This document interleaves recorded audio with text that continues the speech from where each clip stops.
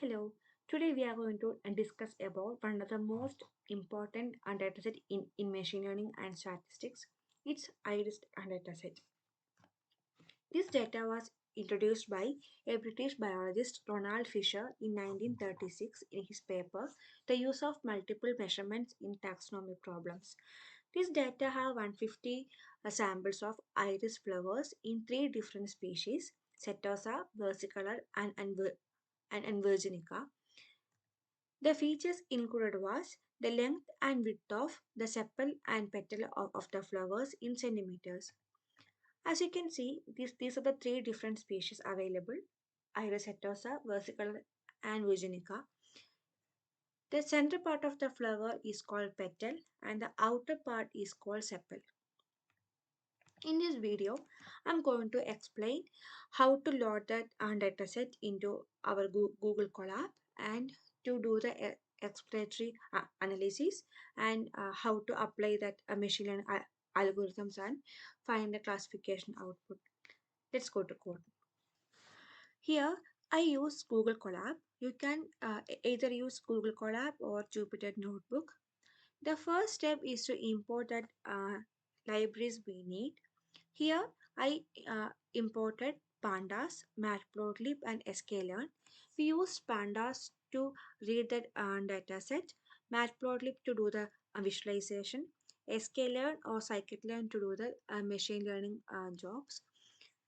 I kept my data in GitHub and I used pandas.readcsv to get the data into a data frame, and uh, I just display a 5-row samples of the data frame. As you can see, we have four details or four features here: sepal length, sepal width, petal length, and petal width. To do that exploratory and data analysis, uh, I used data frame.info method to get this a summary of data. Here we can find we have 150 entries of data and we have four columns. As I mentioned, four columns or four features, and we have uh, a target class. In the target class, we have three different species, as I mentioned earlier. That was Iris setosa, versicolor, and virginica. I proceeded to find some of that statistics or data summary to get a more details of the data. And data analysis would be the first step in developing a machine learning solution, because here I use Google Colab. You can either use Google Colab or Jupyter Notebook. The first step is to import that libraries we need. Here I imported pandas, matplotlib, and sklearn. We use pandas to read the dataset, matplotlib to do the visualization, sklearn or scikit-learn to do the machine learning jobs. I kept my data in GitHub and I used pandas.readcsv to get the data into a data frame, and uh, I just display a 5-row samples of the data frame. As you can see, we have four details or four features here: sepal length, sepal width, petal length, and petal width. To do that exploratory and data analysis, uh, I used data frame.info method to get this a summary of data. Here we can find we have 150 entries of data and we have four columns. As I mentioned, four columns or four features, and we have a target class. In the target class, we have three different species, as I mentioned earlier. That was Iris setosa, versicolor, and virginica. I proceeded to find some of that statistics or data summary to get a more details of the data. And data analysis would be the first step in developing a machine learning solution, because during this analysis, we will be knowing the type of data and we will get insights on what type of machine learning algorithm we are going to use. Okay, so uh, when I check here, mm, I proceeded to calculate the skewness and kurtosis, mean and median of each feature, because to find the distribution of data. Skewness measures the asymmetry of the and distribution. From the statistics, the skewness value of uh, all four features are close to zero, as you can see here, which suggests the data is almost symmetric and follows a normal distribution.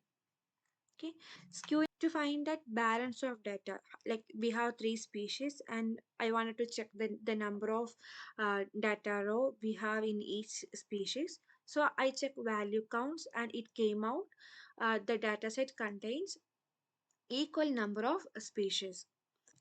Now we have an basic basic idea of our data, like we have 150 rows and that contains 50 rows of each species, and we have four features and that follows normal distribution. Now we are going to proceed with data analysis. Let's proceed to check for missing values, duplicate and outliers. Since this is a very clean data, like we use this data set as benchmark, so I couldn't find any missing values in my data. So I tried to find any unduplicate value available or not, and I got three rows of duplicate value, which I proceeded to remove using drop duplicate method. The next challenge was to find any outliers available. So I tried to plot that data set in using box plot, where I plotted sepal length, sepal width, petal length, and petal width of each class separately. According to this box plot, here the setosa typically has small petal length and sepal width, and it have few outliers. That versicolor species falls in center. When compared to other species, the Virginica possess largest petal and sepal length. So we could see we have kind of small outliers which don't affect our data. So I proceeded to check more, and since I removed three rows, I checked that value count again and I got that it have 50, 49 and 48 items each for each target. I decided to plot a histogram to find that outliers again more, or to find the distribution details more. From this, you can see that histogram appears approximately normal and the peak around 6.3 or 6.5. This suggests that sepal lengths are relatively evenly distributed with slight tendency towards longer length. And for sepal width distribution, the histogram shows a slightly skewed distribution towards the higher value of sepal width with a peak at 3. This suggests while most of the sepal width are around 3, there are some observation with wider sepal width. The next was petal length distribution. Here we could find a peak around 1.5. Okay, and for the petal width we could find a peak near 0.25. This is violin plot. With this plot, we can conclude many things about the features. For example, the sepal length, here the setosa tends to have shorter length compared to other two, and the sepal width distributions are relatively similar across the species, with setosa having slightly wider sepals on average. Setosa have shorter and narrower petals compared to versicolor and virginica, which have longer and wider petals. There are minimal overlap between distribution of petal length and widths for different species, making these species effective for species differentiation. That main aim for doing all this analysis was to check whether these species or these features will help us to do the classification machine learning algorithms.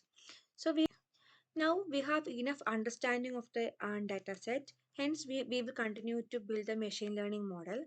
The initial step here was to prepare data. It includes cleaning, encoding, and splitting the data. Here, the species column is categorical, so we need to encode that categorical value into a numerical value. So I decided to differentiate that x and y, that is features and target. I kept species as y and all other features as x. Then I applied label encoder to convert that categorical column into numerical column.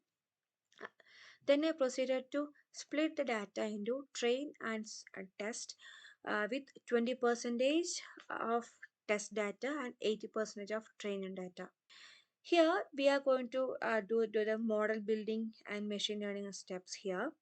Since this is a very simple data set with just 150 rows, I decided to go with the basic classification algorithm, RandomForest.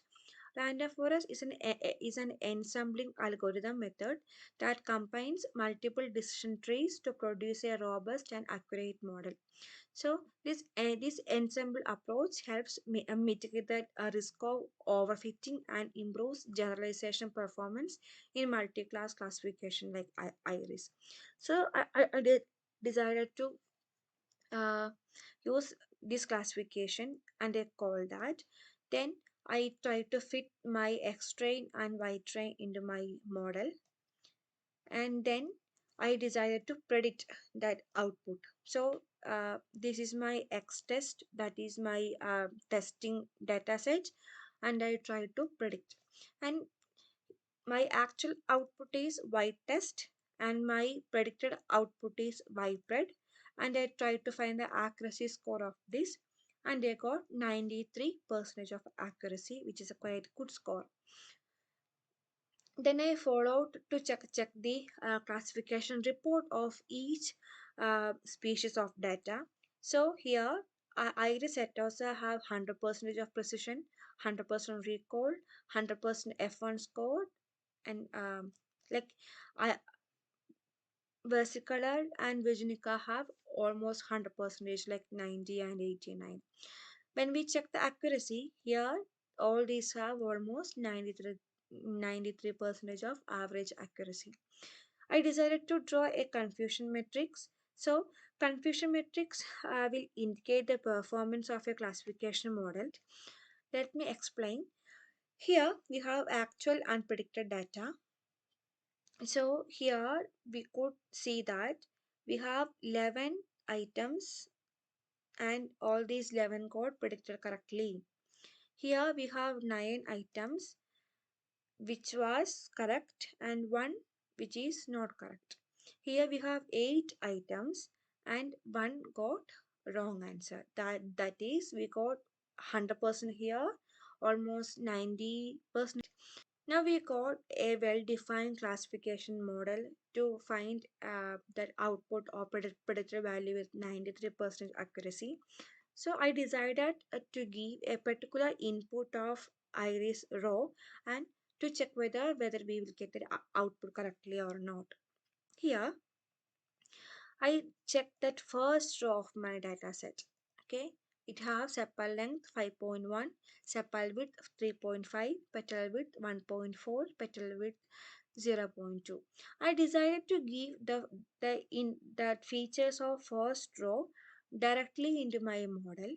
Like I created a sample input with all these values, and I just use the same classifier and try to predict an output with the sample input.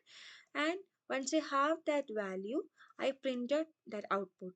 So my true species which I gave input was 0, like 5.1, 3.5, 1.4 and 0.2 features, and that particular species was Iris setosa, and my predicted value was Iris setosa. That means my model switched correctly and I got correct output. Thank you all for watching this tutorial. I hope the session was clear and informative. If you like to delve deeper, I will be sharing the links to the Jupyter notebook and dataset and a detailed Medium blog post in the video description below. Your likes, comments, and feedback are much appreciated as they help improve these tutorials. Don't forget to subscribe